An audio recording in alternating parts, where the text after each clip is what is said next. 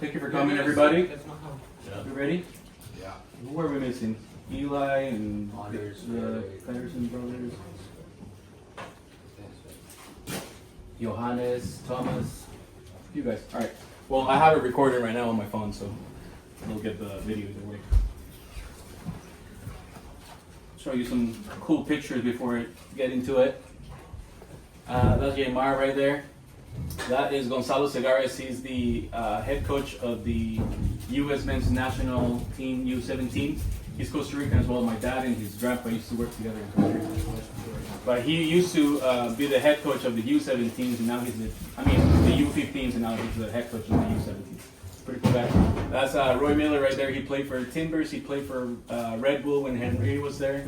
He's a pretty good friend now. He lives in Portland. He's coaching at the Oregon Surf. Cool guy. And guys, that's Mr. Jürgen Klinsmann right there. You guys remember that? Who that is? You guys know who that is? You don't know who Jürgen Klinsmann is? World champion as a player. Made the semifinals in 2006 as a head coach of Germany. Then he was the head coach for the U.S. men's national team in mid-2015, something like that. I don't know. Yeah. Anyway. So we're going to talk a little bit about how to analyze a football match before we get into it, so we can have a little bit more intention when we do it. We're going to talk about a few different areas. So we're going to talk about the build-up position, so positional structure, how to move the ball forward, and the reason why we build out. Do you guys know why we build out from the back? Why teams do that? Anybody want to give me a guess? To keep the ball. Because it's safer in the back. You draw them out, right? So you draw out the other team. You're playing from the back, and then you get these guys to come forward. Then you can break through the lines, right? So that's one of the reasons. But yeah, there's many reasons. The progression stage or phase right here. So breaking the lines, disrupting the opposition's defensive structure, and then the finishing area or phase. We're shifting to analyze goal scoring opportunities or chances. We're coordinating movements as we pass to each other or play with each other. Quick decision making and tactical flexibility. We rely on those things a lot. Now when we're looking at analyzing video, we're looking at 4 different things. Defensive transition. So what are we doing when we lose the ball? We transition into defense.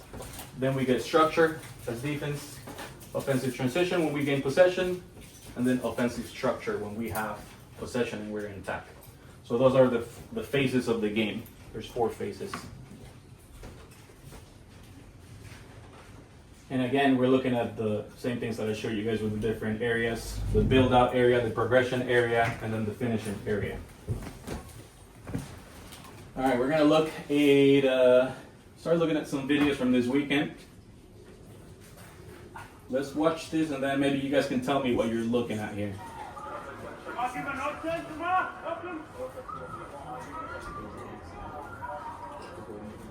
Anthony, we need you, bro. Up forward, forward. Go, take away. Out. Word. Be there. Pressure us. One number. Run up to go, Yoshi. Right. No shot. Well done, Will. All right, let's look at it again. I want you to look at the...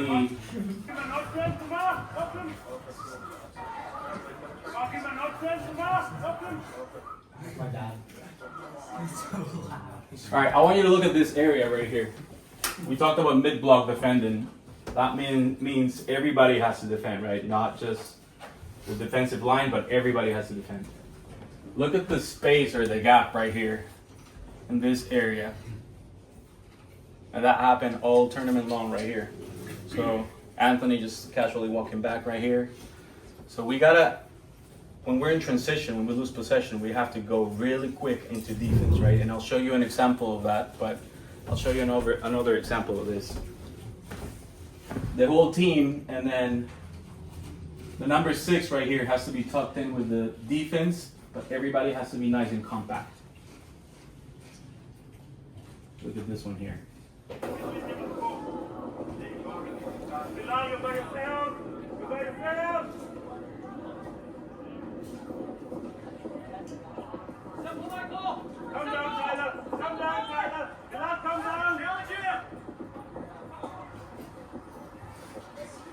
Now you see the 6 there, stepping in front of it, putting some pressure, that's good. But again, it's that transition, that defensive transition at the beginning. Look at all that space already. Look at all that space in the middle, right? So the whole team has to basically drop at that point, and then we're kind of shifting together.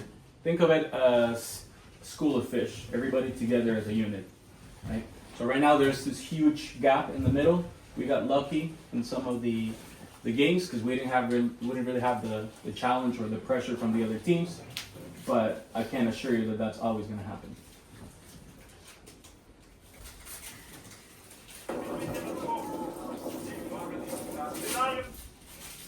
Alright, I'm going to show you guys this video again because I'm not sure everybody watched it. But this is Italy defending, mid-block defending. Pay attention to how they're moving together, right? There's no gaps in the middle. The whole team is shifting together. Look at the strikers putting pressure really quick. They're basically running to the ball when the guy has it right here. They're stepping in front of it. They're putting some pressure. That's Spain right here, by the way. This is the Europa League. But you see how everybody's shifting together? They're just like moving the ball across. That guy, there's no pressure on that guy, and we need to do that too. When that happens here, I'm not worried about this guy, right? So if we spread out and we're like going like man-to-man marking, that's when the gaps open up, right? So we look at the line right here. There's like basically 5 guys right in here. They play with a line of 4, but there's 5 guys stepping right there. They're putting some pressure pretty quick when Spain is in attack, but there's no pressure right here. Why? Because everybody's moving together, shifting together. When the ball comes his way, the whole team shifts. Yeah. So if this guy were to step out, they leave that channel open for passing.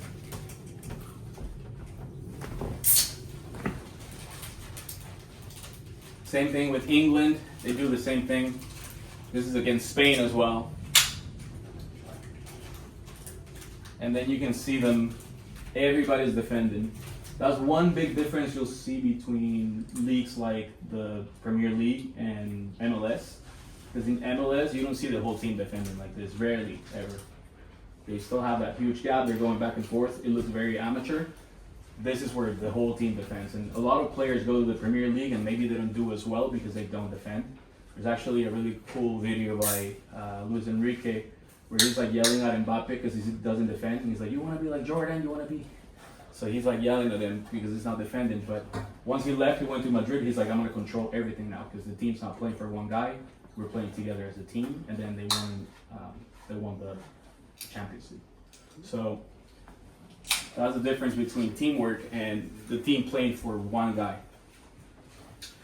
Now this is we're talking about defending transitions right here. This is the game versus RSA, the final game. By the way, I think you guys did great. It was a really good tournament, and I'm really proud of how everything went. But there's always things that we can improve, right? So there's always things that we can do better. I was talking to George, my boss, about the division that we're going to be in for MPSL. We're likely going to the same one because I think you guys finished 4th last year, right? So yeah, I'm going to have expectations. And we're not going to get promoted to the 1st division until I see a little bit of progression in there. All right, let's look at this video.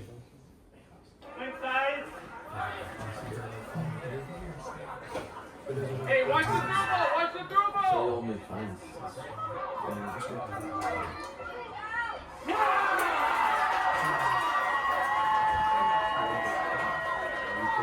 Yeah, this is the second goal from RSA. This is really important because this was a defensive transition where we're not really transitioning quick enough into defense, right?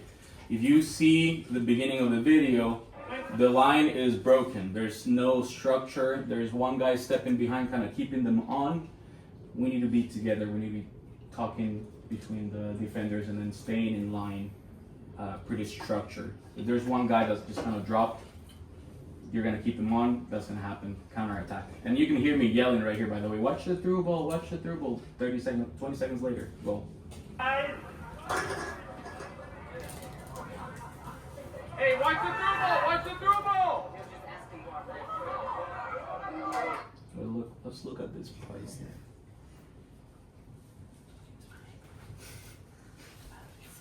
So look at the line here. Will and Eli are together. Bowden's over here hanging out back there, right? So kept them on. This guy was offside if we were together. That through ball comes in. Just awkwardly over there, something happened, and then they had really fast forwards. So, and that's not to call you out or anything. It's just we need to be more structured in the back. So that defensive transition again. The ball's coming through. You see the ball? We're just casually walking back. Look at all the space right here, right? So we need to be quick. We have to have some urgency in defending everybody, not just the defense. And I'll show you a good example of that. So this is actually New Zealand versus, I can't remember who, but.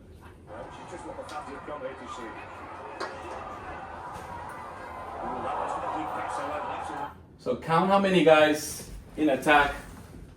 So there's one guy back here somewhere we can't see in the shot. So 1, 2, 3, 4, 5, 6, 7, 8.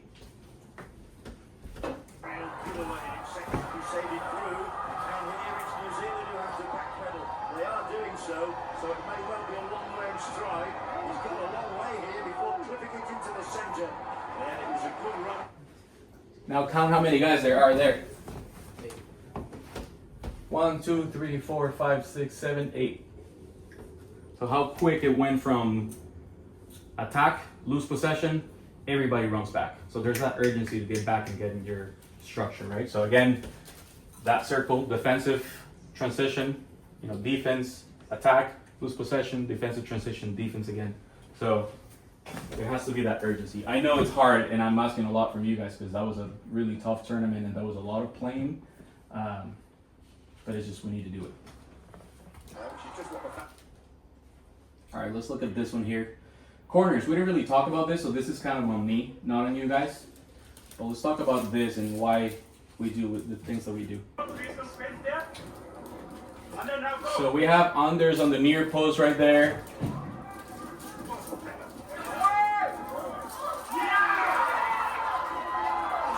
Kind of an unlucky situation, scoring off of a deflection. That sucks, but it happens. But this is an in-swinging corner. The guy taking the corner was a left-footed person, so he's on this side. When you got the left-footed person, that ball is gonna in-swing, right? So for the keeper, there's really no need to have someone here next to the post. And the reason why is because when you have an in-swinging ball, it's always going to the far post. And you see a lot of modern football teams defending, they don't have a lot of guys on the post anymore. It's kind of like an old school thing. But you're compromising man marking here. There's man marking, there's hybrid, and there is zonal marking, right? So with man marking, you're compromising one guy here. So you have Nick over here kind of covering the rebound and the edge of the box. When that ball came in, he went for the ball, and then Johannes went for the ball. They both missed. It went like this, and then this guy was open, finished right here, right? Even we have one guy over here, there's really no need to have him. Could have had an extra body in there, right? So if it's an out-swinging corner, that's a little different, right? When you have the in-swinger, you're covering the back post. Maybe you put someone here, not always, but again, you're compromising the man marking for a space, and the amount of times that you get someone scoring from an in-swinging at this level is basically zero. So I'm not worried about goals coming from the corner. I'm more worried about people covering their mark. Okay?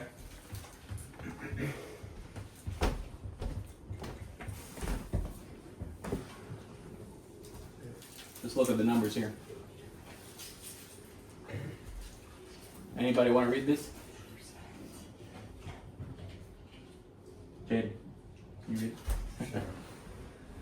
There are clear upsides in the modern game to leaving players off post during set pieces, not least that the data shows the likelihood of the opposition scoring decreases when the posts are left unmanned. Statistics show that with scoring from a corner, 2.1% of all opportunities result in a goal, but when the defending team puts players on the post, that goes up to 2.7%, which is pretty significant in the big picture, says former professional goalkeeper and analyst for the Athletic, Matt Bijowski. That makes sense. You're taking away players that should be marking other players in the box. Everything comes down to superior numbers, with the offense trying to get an advantage and the defense trying to counter that, as well as having extra bodies to provide additional cover to clear the ball in the first instance. Not having a player on either post presents the risk of playing everyone onside from the second goal. Does that make sense? Yeah. So I'm not too worried about having guys on the post. So it's gonna be on you, Emilio, to talk to your guys and be like, just go find someone to mark. Yeah. I think some people just like automatically go to the post and they don't really know why. They just they've always done it. So there has to be a reason why we do it, and we do it. Look at this in-swinging corner right here. So again, most of those are gonna go to the far post. That's and you know how many times is that gonna happen at this level? Never. Okay.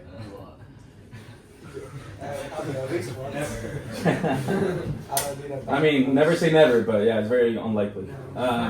Shooting. We're gonna talk about shooting because we're really good at shooting from outside. I asked you guys to basically shoot from anywhere whenever you had a chance. I asked you to be selfish, and you did. We had 10 goals in 4 games. That's 2.5 goals per game. We had 3 inside the box, and we had 7 outside the box. So we had 7 goals outside the box or edge of the box, right at the edge of the box. That's 70% of the goals that you got were from outside the box. So we'll look at the numbers here. Yeah, 10 goals for games. We only conceded 2, both in the final. No big deal. Goal differential, pretty much averaging +2 per game. Helped that 4-0 that we got against Black Hills. They were not very good, but shooting breakdown, 3 goals from outside the box or the edge of the box, 3 goals inside the box. So we've been working on this for the last month or 2, whatever. I don't know exactly how long I've been with you guys, but that's been kind of a recurring theme, right? To shoot more like first touch shooting. We didn't do that enough. We always try to seem to like get the ball, stop it, and try to get all comfortable before we get the shot.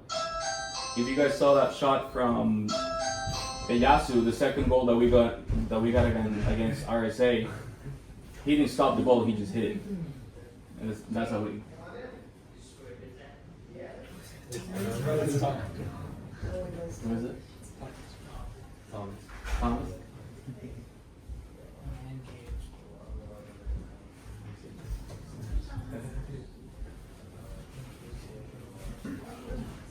Hi, Thomas. All right, everybody, 10 push-ups. Just kidding. The reason I looked at you is because I don't need a pro. All right, back in here. What was it? That's solid? I would never get married. I would never get married. Back in here. I'll try to make this as quick as possible. So high proficiency from long range. We've been working on this for the last month or 2. I've been asking you guys to shoot a lot more from outside the box. Also at this level, a lot of the goalkeepers that were playing, there was one keeper that had like brick hands. Every shot he got was like, you know, so you just gotta shoot it. You just gotta hit it all the time. We had some accurate shots. I saw some from Yoshi that were really good. There was a left-footed shot from Anthony in there. So there was one game, especially the Black Hills game, where there was like absolutely 0 pressure at the edge of the box. So at that point I was just like, hit it, hit it, hit it. So you'll hear me in a video here, basically yelling at Eli, tell him to shoot from anywhere. So we'll watch this part here. Oh, this is Eyasu's goal right here. Look at this.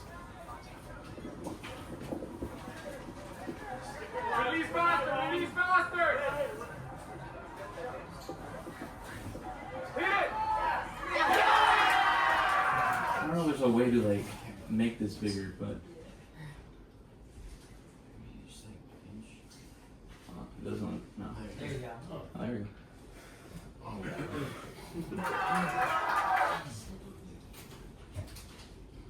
Oh, no, I can't go back.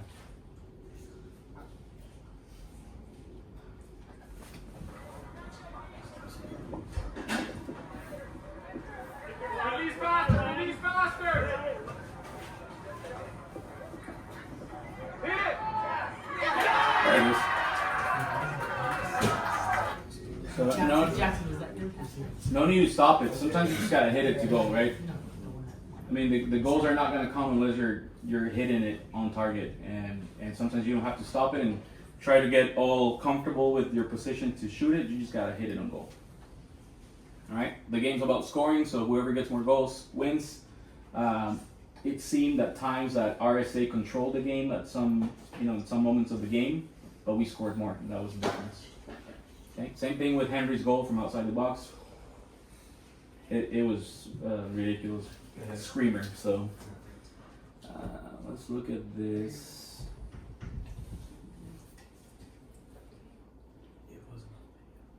We didn't get on Not when I Now I want to talk about game IQ and clock management, because this is. Let's watch. This is like 3 minutes of the last 3 minutes of the game.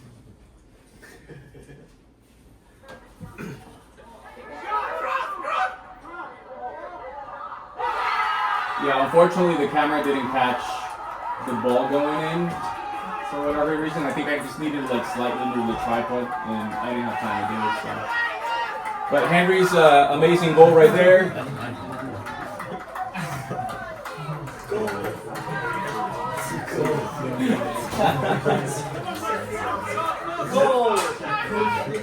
But I want you to pay attention to the.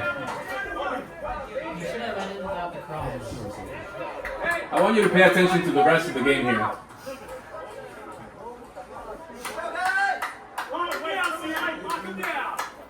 There's the support guys like the names and everything. Lock him down!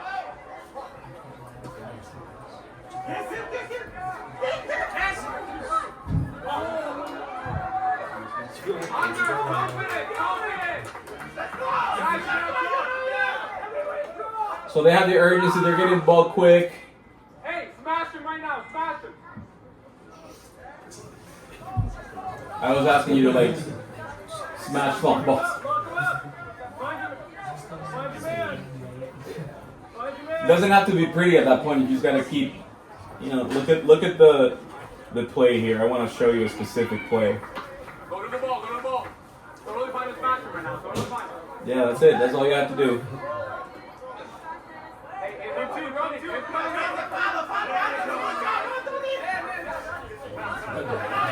man, talk to him! And this was top.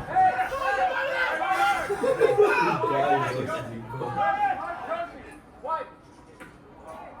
Smash it, up top, So you go to the corner. You're in this position right here. Look at Anthony where he is. He has no one marking him right now. So instead of keeping the ball and then losing possession again, we just have to go to the corner at that point. Look at that. And then for whatever reason, Yoshi's just like dribbling around. So at that point, you have Anthony right there in the corner. You go to the corner and then just waste time. That's all you have to do. Okay?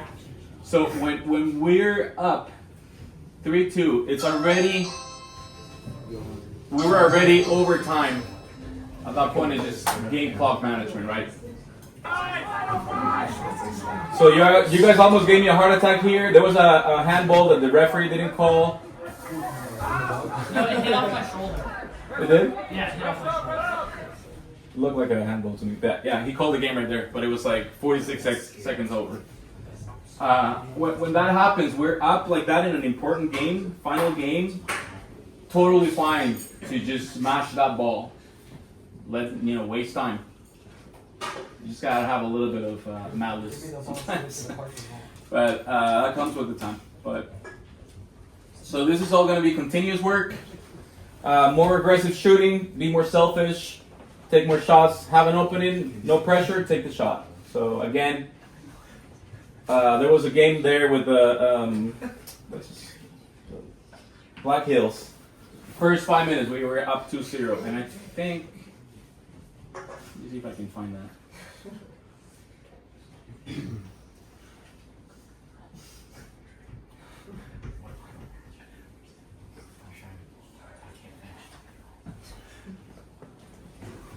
There was one. This one. Look at this one. We're gonna watch. We can skip it.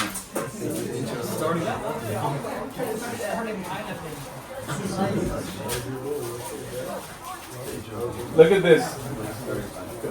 They're pretty. They have like zero pressure on the ball carrier. Zero pressure on the ball carrier.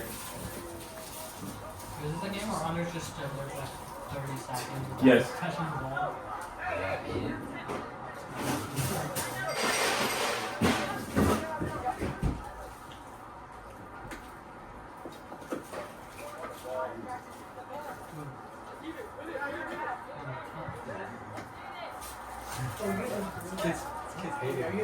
They were pretty clumsy with the ball back there too, so we just needed to press high, which is what we were doing.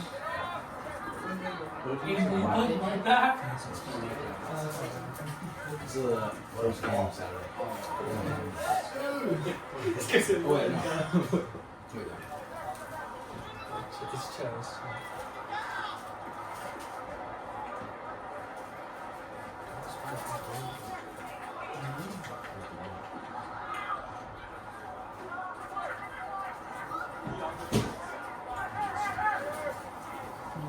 Wait, wasn't Yoshi's game like a When's the Spanish window? We need to see the third goal. No, I swear. I just broke you, huh?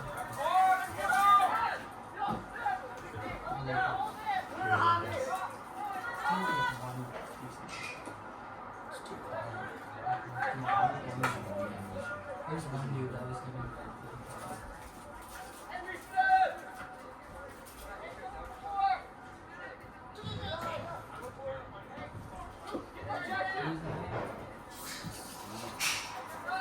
Jackson.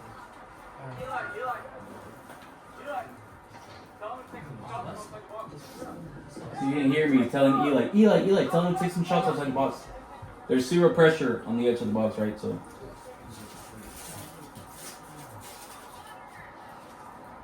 And then Eli yells, "Let's rip some!"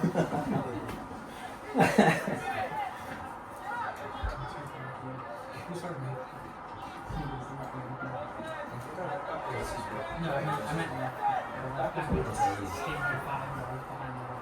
It's Number 20.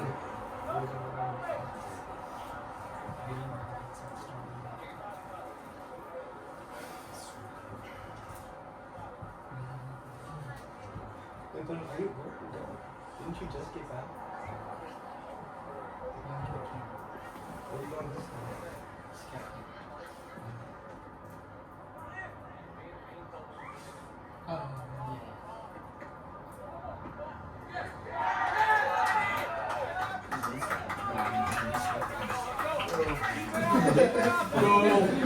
Goal. Who was it there?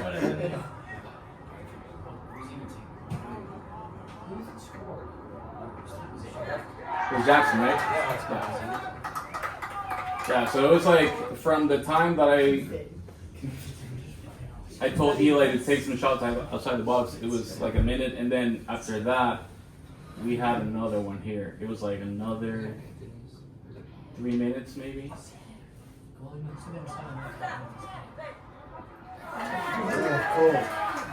Yeah, Anthony's left. Their goalie was interesting. Yeah, their goalie wasn't great, but Got negative hops, bro. Yeah, 3 years ago. so again, this is what we're gonna keep working on. We're gonna keep working on more aggressive shooting. Continue to shoot from outside the box, especially if there's no pressure. Mid-block defending, everybody has to defend. Not looking at anybody. Every single player, you have to move as a unit, school division. All right, and then compact. So again, when we're looking at defending, so they have the ball right here. This is what it should look like right here. Everybody is together, pretty compact. I'm not worried about fullbacks going wide like that, because then you open up all the space. You can always push them out wide. If that's the case, if they're over here, you push them out wide, and then you have the middle completely protected. So if they have possession right here, then everybody has to go into their own half defensive. Yeah. We can't be doing that, because we did this all weekend long, where we were kind of like this. And then there was this huge space right here, this huge gap. That's where all the through balls, all the long balls were coming from. And then we get cooked. So that, and then the transitions, we got to move quicker. When we lose possession, everybody has to drop pretty quick. It's not jogging, it's not walking, it's like full speed. Especially if you lose possession, you need to be running to recover that ball, right? And then continue to hold your teammates accountable. That was the last part. Just make sure that you're letting them know. They're not making the run, let them know. They're not working hard enough, let them know. And it doesn't mean you need to put them down. It doesn't mean you need to be negative. Just hold them accountable. Just be like, hey man, what's going on? I need you to work, okay? All right, any questions? No questions, really? Any takeaways from the weekend? No? Okay. We have a little message from some of the Sounders guys here. It's very dark because it was from last night, but this is Pedro. We'll start with Obed. Obed Vargas. Ahora sí, United, mucha suerte y bueno. Wait, that's not Obed, that's Yema. Obed. What's up, guys? It's Obed Vargas here. I want to wish good luck to Seattle United 09, and that's the Homeless Bigfoot tournament. You guys are going to do great. Go win it all. And this is Yema, the names are. Mucho éxito y disfruten. Chao, chao. He said enjoy. Ahora sí, United, mucha suerte y bueno, espero que ganen el partido y bueno, mucho éxito y disfruten. Chao, chao. He said good luck, enjoy, hope you win the game. And this is Pedro de la Vega. Seattle United, Pedro here. Seattle United. Cuando lo mejor, éxitos. Chao, chao. There you go. All right.